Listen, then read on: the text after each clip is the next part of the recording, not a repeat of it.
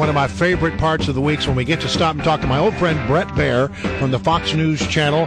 He's the guy that does special report every night over there. Bret, how are you today? Good morning. Well, there is a really burbling story out there that has to do with Bob Woodward and sort of a fight he's having with the White House. It has exploded into other arenas and in different ways. What do you make of all this? Well, I make that. Well, first of all, you guys are the place that Washington comes to talk. I mean, we're having to run sound bites from WMAL on the panel. Well, thank you, and we appreciate. I know how hard that is for you, Bret. So I love it. I love it. Listen. I think, frankly, we talked about it last night, and the substance of the debate about the Woodward thing, the argument. Is substantial because you look at the back and forth of what he was saying and the argument that they were in with the White House about whose idea it was and what exactly were they moving the goalpost, all of that, and it kind of got trumped by this characterization of whether the email from Gene Sperling was a threat or wasn't a threat.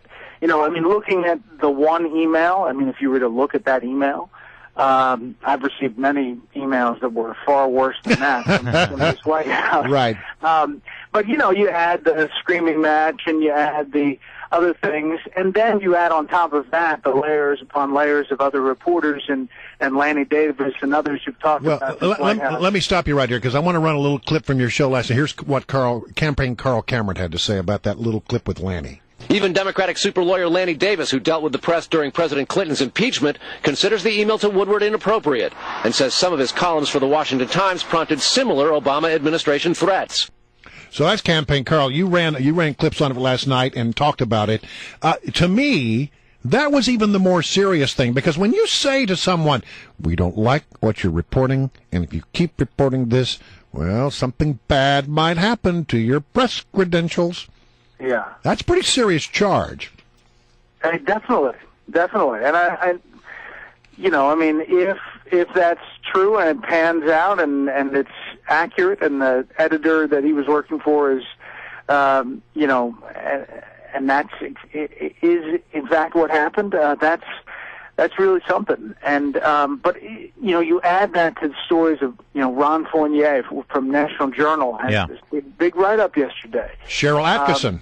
Cheryl Atkinson. I'm telling you, Brian, I could show you my inbox, and it's been filled. Others at Fox have been filled with some interesting exchanges. There's a part of it that's like, it's nice to know we're not alone. There's another part of it that's,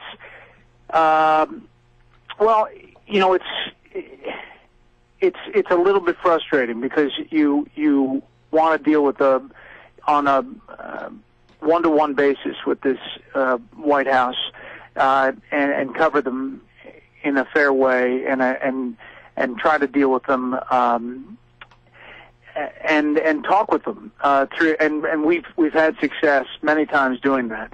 But there are examples of this kind of hardball deal. Yeah. Bret Baier, I'd like to pull on a thread that you sort of ventured into a little bit there, which is the focus has now become Bob Woodward and the email, where Bob Woodward's original point was twofold. Number one, this really did originate from the White House, and I have plenty of the documented evidence to show that. And number two, the way the White House and President Obama specifically is politicizing these sequestrations, suggesting that he can't send an aircraft carrier to the Pacific because of the pending cuts. That he's in some way acting in a craven political way at the expense of the defense of our nation. That is the president losing his narrative on this now because he overplayed his hand?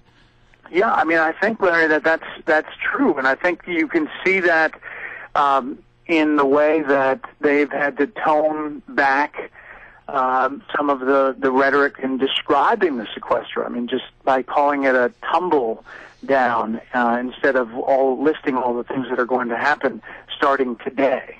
and that it's going to happen in weeks instead of right away. I also think that, on the Woodward thing, the David Plouffe tweet was really strange, that he reminded him of Mike Schmidt facing fastball pitches. The perfection is, Yeah. And it's the personal aspect of it. To go after him as a person. He's old, he's washed up, that kind of stuff. Yeah, but remember, and here's a White House that's going after him and diminishing this journalistic icon and kind of swinging at him. And here's the guy that they invited into the White House to go behind the curtain and bring in for his book. I mean, they brought him into behind-the-scenes access. Yeah. For something that no other journalist really is able to do with the Obama White House.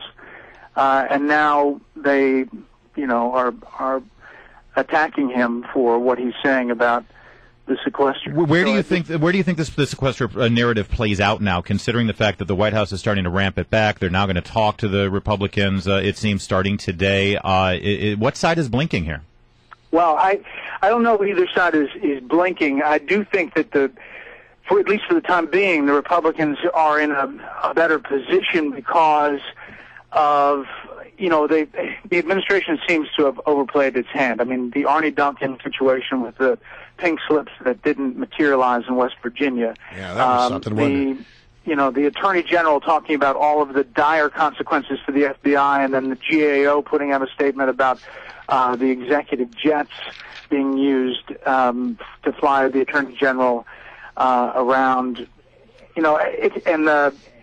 I think you see all of these different points, and at the same time you have the Republicans putting up this piece of legislation that says, "Here, you decide what to cut. You decide what the worst programs are. You decide how the $85 billion should be cut, and we'll go along with it. But that should take the pain away. We're game for that." Uh-huh. Now that's pretty, how do you say to the American people, you know what, we're going to go with the painful option and not the not painful option? Yeah. It's pretty tough. It is. Well, listen, Bret. Actually, can I ask just one quickie, Bret? I don't know, you probably didn't hear it, but Al Cardenas from CPAC, he broke earlier on the show today that Senator Ted Cruz is going to be the keynote speaker for CPAC, considering he's been under fire lately. What's your reaction to that, and what message is it sending? Well, I think he's just getting a lot of attention in conservative circles, and I think he's getting a lot of attention in liberal circles for the other reason. Frankly, CPAC is probably looking to make a splash, and they did it with their keynote. Great. Okay. Thanks, Bret. Always a pleasure to have you on, Bret. Thanks a lot.